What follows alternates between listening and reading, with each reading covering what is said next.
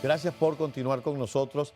Y les dije que teníamos la más reciente encuesta flash hecha por la empresa Mega Análisis. ¿Y qué les voy a decir? ¿Qué les voy a decir de Mega Análisis que no les haya dicho?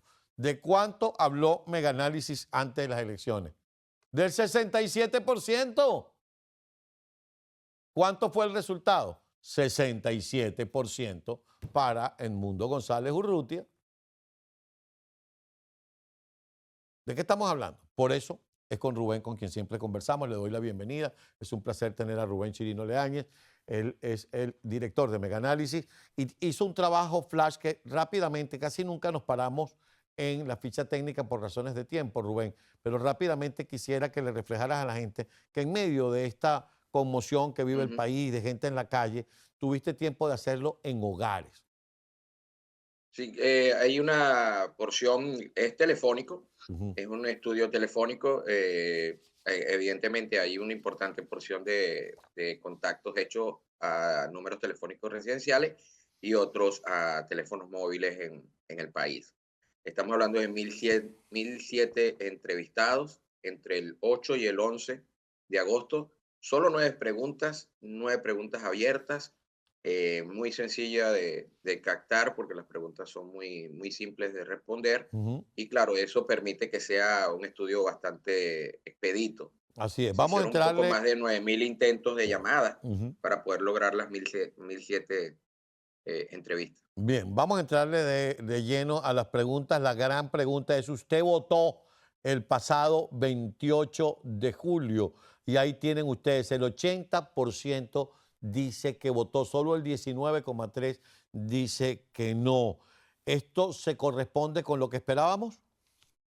Sí, Carlos, y amén de lo que ya conocemos como cifras oficiales, porque son las que tenemos, este porcentaje que dice haber votado nos permite confirmar, o por lo menos estimar, que alrededor de 15.900.000 venezolanos eran los que estaban realmente habilitados dentro del país para Ujú, votar.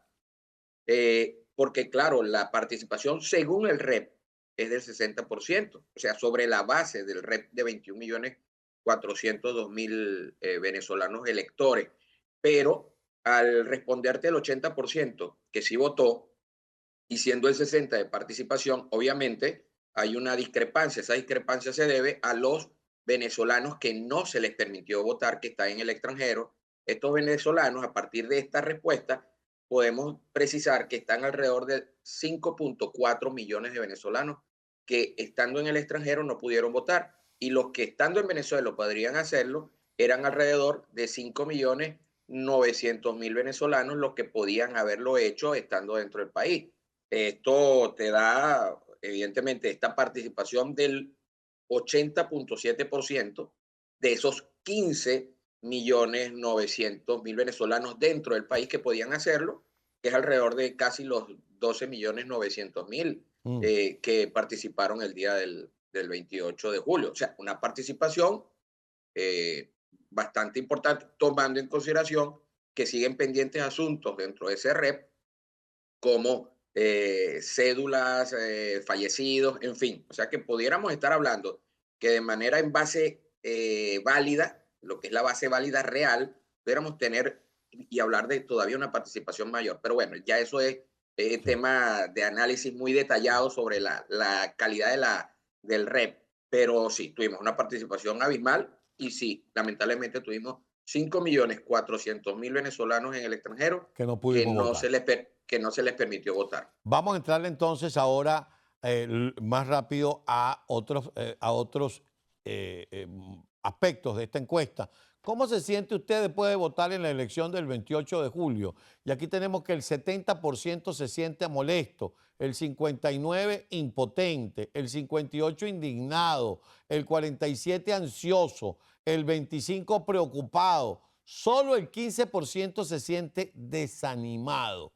Esto refleja cuando tú haces una media de todo esto, tú que eres estadístico, te dice que en dos platos hay lo que llamaba mi querido amigo Gilberto Carrasquero una fustrachera.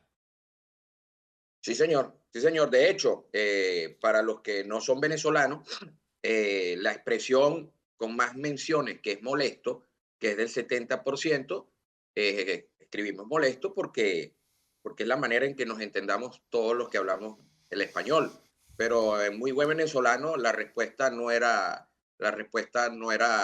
seria, realmente estoy molesto, estoy, ya sabemos cómo. Sí, Eso es lo que te respondía el 70% de los venezolanos. te voy a interrumpir porque nos acaba de llegar la noticia que el conocido periodista venezolano Miguel Salazar, conocido por su columna y por su publicación Las Verdades de Miguel, falleció ayer en la ciudad de Caracas.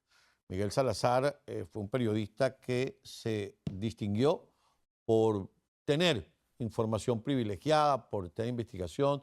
Algunos estuvimos en desacuerdo con él en muchas oportunidades, otros prácticamente era consulta obligada, pero al fin y al cabo era un hombre que ejercía la libertad de expresión y ejercía el periodismo, y vaya hacia su familia y hacia todos nuestra palabra de condolencia. Reitero, falleció en Caracas. Yo creo que él estaba en Margarita y lo tienen ustedes en pantalla, el periodista Miguel Salazar. Te ofrezco excusa. Voy a ir a la pausa para que regresemos entonces, Rubén, con el detalle de las próximas aspectos de esta encuesta. Porque aquí nos encontramos incluso con una pregunta que dice, en la mesa donde usted votó, ¿quién ganó? Eso lo vamos a ver en la próxima parte. Continuamos con Rubén Chirinos luego de esta pausa. Nos habíamos quedado, Rubén, en quién ganó en la mesa donde usted votó. Esa es la lámina que vamos a colocar en pantalla. En la mesa donde usted votó, con un 87% de los entrevistados, ahí tienen ustedes el resultado. Sí, correcto, Carlos. Para el 87, esta pregunta se le aplicó al 80,7 que dijo que había votado. Ujú. Y dentro de este ya importante volumen, el 87% dice, en la mesa donde yo voté, ganó Edmundo González.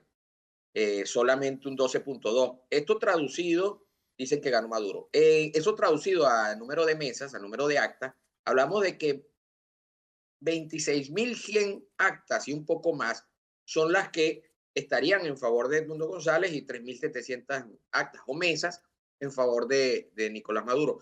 Indistintamente de lo que se pueda anunciar, esto genera una impresión.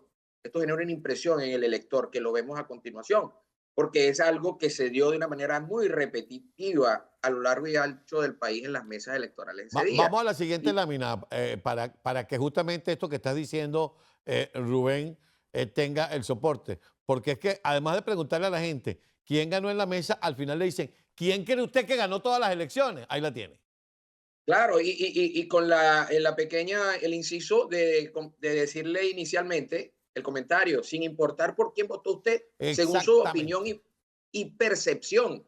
El hecho de que en el 87% de las mesas haya ganado Edmundo González genera una percepción, indistintamente de lo que se anuncia. Y la percepción para el 93,4 es que ganó Edmundo González, Y como indistintamente tú de por quién dices, haya votado. exactamente, y como tú dices, sin importar por quién votó usted, es decir, a lo mejor en el Claro, entrevistado alguien votó por Maduro, o votó por claro. Ecarri, o votó por, no sé, por el Conde, pero esa persona tiene la percepción que quien ganó las elecciones es el mundo González Urrutia.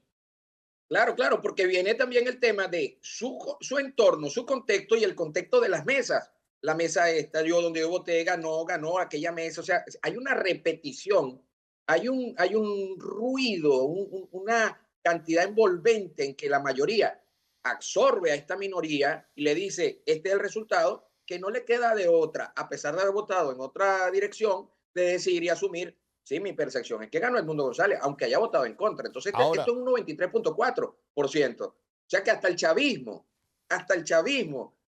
cree, entiende, sabe que ganó Edmundo González. ahora, lo peor de todo para ellos. ¿Cree usted en los resultados que anunció el CNE? Mira, yo no sé, Rubén, pero desde que nombraron a Eduardo Hidrobo, que todos sabemos que es un tipo chapucero, que es un tipo de comportamiento muy poco formal, que tiene cualquier tipo de modos o de conductas, menos una conducta ejecutiva e institucional, sabíamos que hasta el fraude iba a ser chapucero. Entonces, fíjate tú, la gente en general, chavista o no, le pregunta, ¿usted cree que en los resultados que anunció el CNE? Ahí lo tiene. Sí, claro, lo acabamos de ver.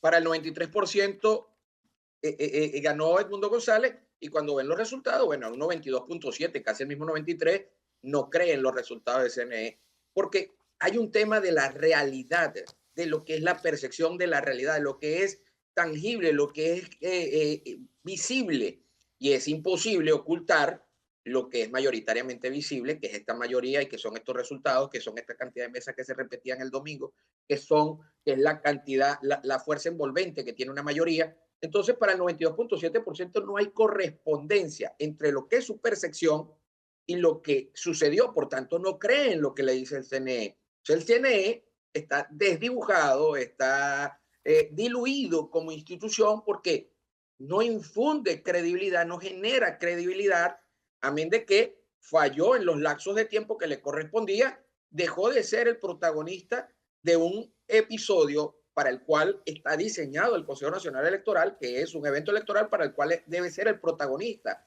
institucional en el periodo que dura ese proceso. Se diluyó, desapareció y bueno, la papa caliente rebotó al TSJ, el cual menos injerencia tiene en el tema desde el punto de vista protagónico para el venezolano. Y Entonces, te la voy a decir, desaparición uy, del CNE y la falta de credibilidad, evidentemente, es un golpe de imagen muy importante para lo que son las instituciones en el país, desde la perspectiva de los venezolanos. y pasa una cosa, o sea, yo jamás estuve de acuerdo con Tibisay Lucena, pero la gran diferencia entre Tibisay Lucena y Eduardo Hidrobo es que Tibisay Lucena pasó toda su vida profesional metida en el CNE. Por eso hasta para montar un fraude sabía cómo hacerlo, porque conoce los procedimientos internos y eso que llamaban rebanar, lo sabía hacer de forma perfecta. O sea, era una gran fraude desde el punto de vista hacia el público, pero dentro del CNE era una experta en materia electoral y es por eso que la escogen a ella y por eso ponen al coronel Carlos Moreno, creo que es que se llama, el que estaba ahí, para que más o menos balancearan la cosa. Ahora, la lámina que viene es preocupante, porque cuando tú le preguntas a la gente, ¿está usted pensando en irse de Venezuela?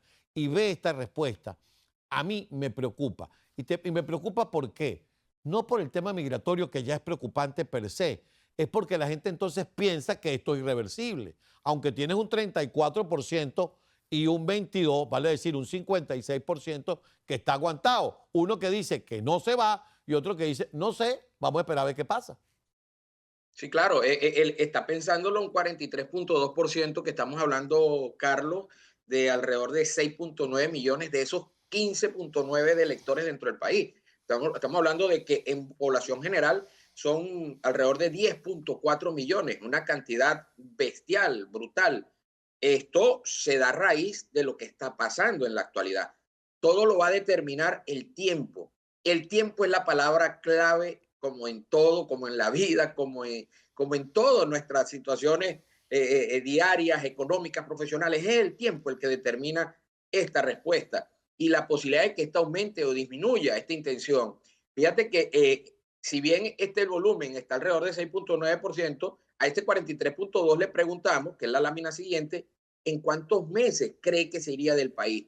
Y te consigues con que de manera paulatina, evidentemente, no es en la inmediatez el valor más alto, pero en lo que es ahora, el ya, tienes un 1.6% que lo está evaluando. Ese 1.6 es alrededor de 100 millones, de 100 mil venezolanos, perdón, que te están diciendo en este instante, mira, estoy pensándolo hacerlo ya, de inmediato, en los próximos días, estoy en eso. Entonces, estamos hablando de una potencialidad que dentro de mes y medio o dos está alrededor de 600.000. Antes que termine el año, podría Pero superar el millón. a eso te digo, lo que preocupa es que de aquí a diciembre podría superar el millón. Entonces, ahora más que nunca tiene validez el mensaje que envía María Corina Machado en el día de ayer, dando fecha, como queriendo decir, ya va, no estemos jugando a la inmediatez. Aquí el periodo presidencial termina el 10 de enero y el 10 de enero vamos a tener al Mundo González juramentándose como presidente constitucional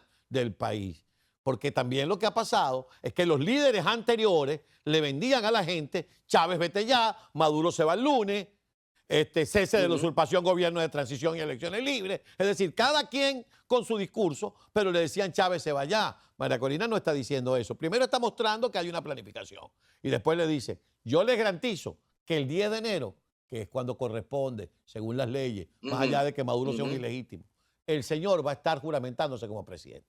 Entonces eso tiene su peso en medio de este análisis Claro. estadístico que tú haces.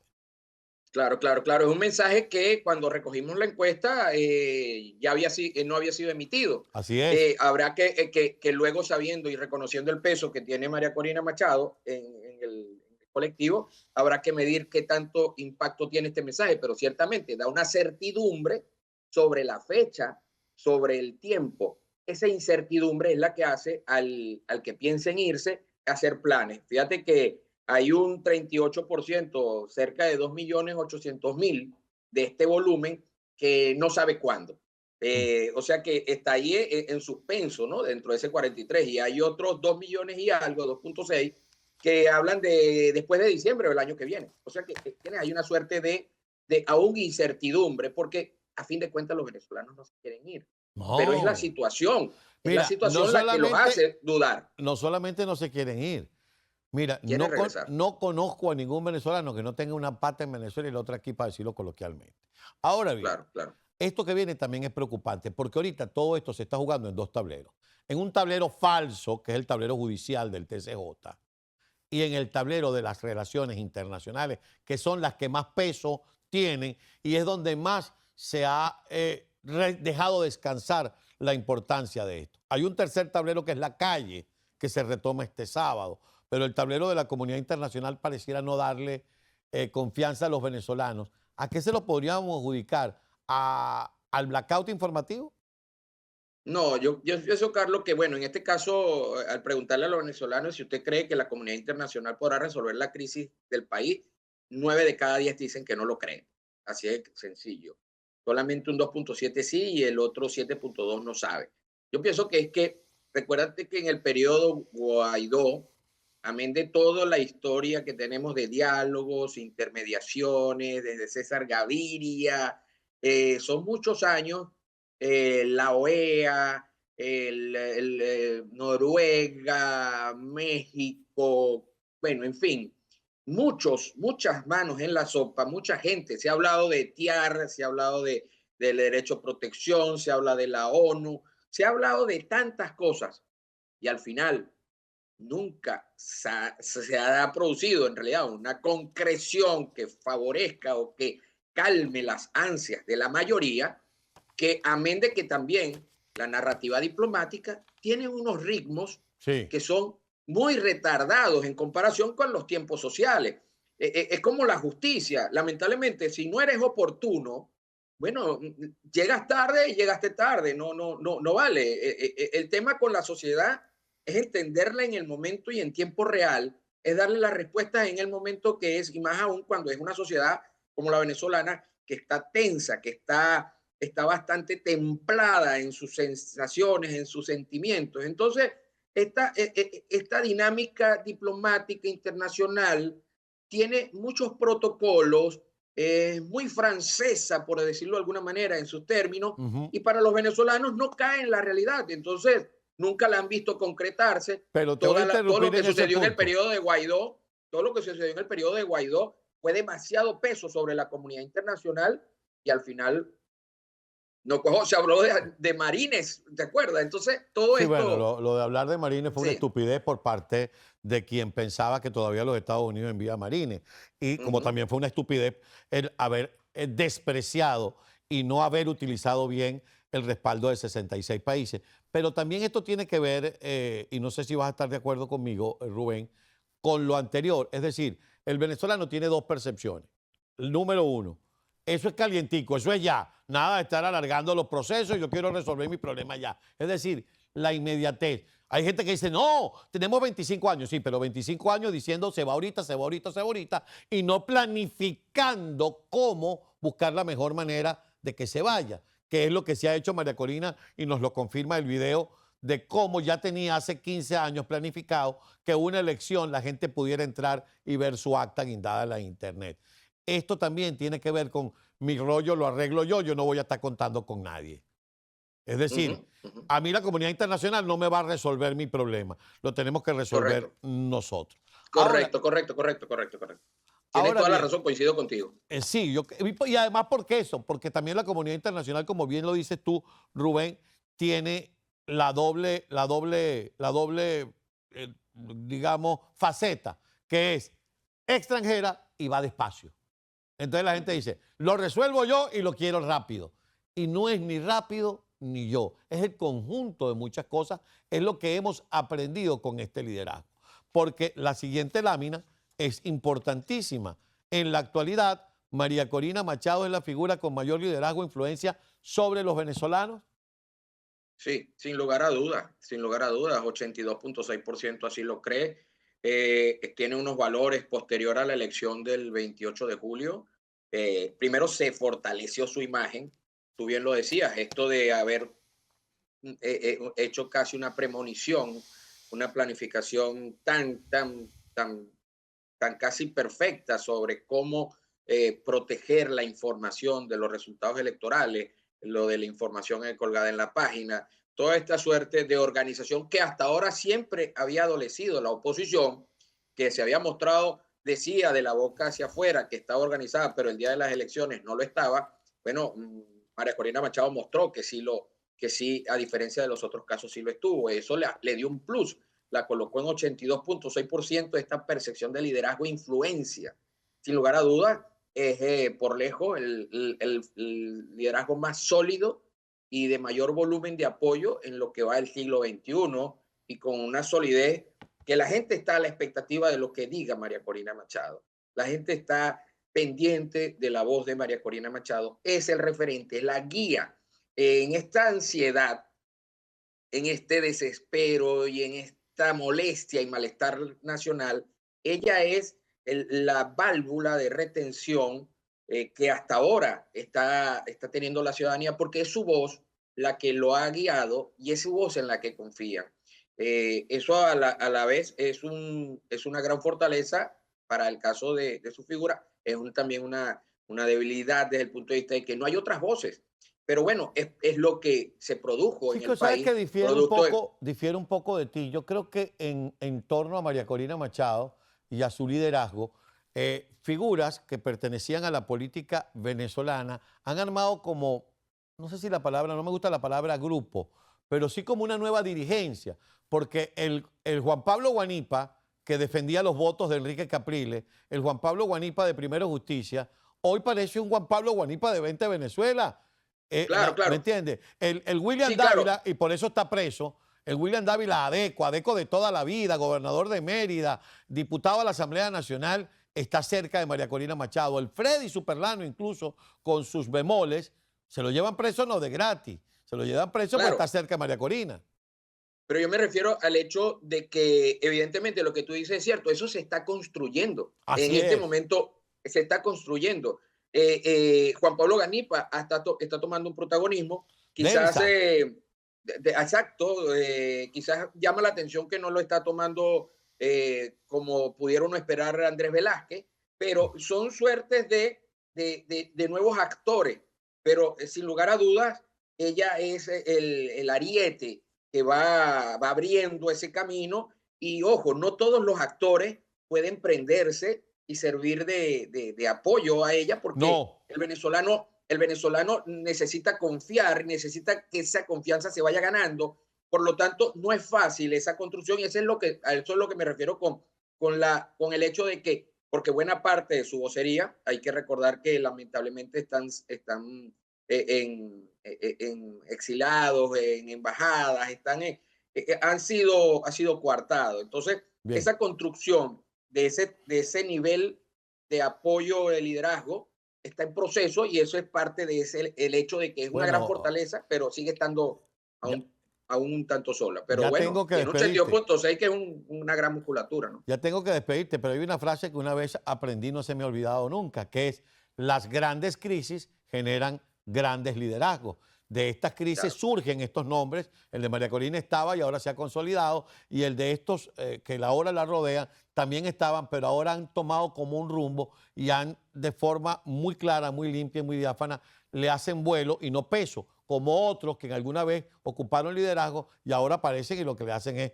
peso al proceso. Así que vamos a seguir pendientes de los trabajos de campo que estás haciendo. Te agradezco mucho porque entiendo que hoy es el primer día que sale este estudio y que lo hayas compartido con nosotros.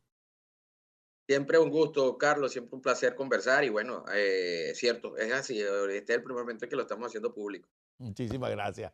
Un gran abrazo, mi querido Rubén. Amigos, Rubén Chirino Leáñez, él es el director de Meganálisis y estrena para el público con carácter de primicia este estudio reciente que tiene aspectos muy positivos y aspectos muy preocupantes, pero que forman parte de lo que es el país ahora, que tiene un liderazgo nuevo, pero que es preocupante la situación en la que nos encontramos. Ya venimos.